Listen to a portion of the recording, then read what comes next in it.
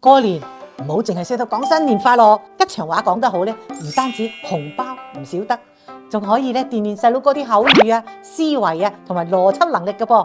今日八姑就同大家分享幾句過年人人都想聽到嘅吉祥說話，記得轉發俾你啲小朋友學習噃。第一句：長蛇立福字，新歲歲光迎，願君逢好運，歲歲樂安寧。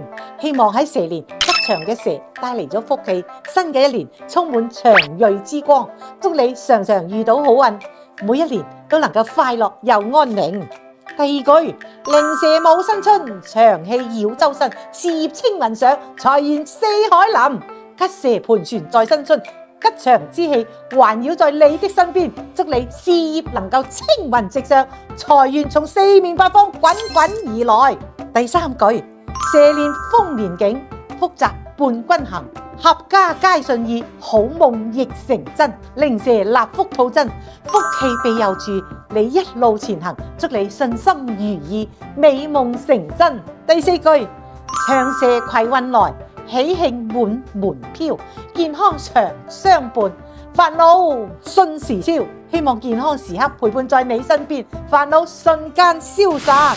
第五句：歲蛇迎吉慶，長輝照路程，愛情甜如蜜，友情似松青。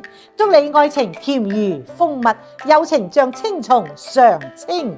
最後，八姑祝大家喺新嘅一年長蛇走新歲，平安歲月隨，職場皆如意，親情比金貴。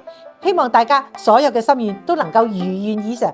如果你認為呢條視頻對你有幫助嘅話，記得點讚收藏。拜年前睇多啲，唔好忘記轉發俾家人們，亦都一齊學習一下啦。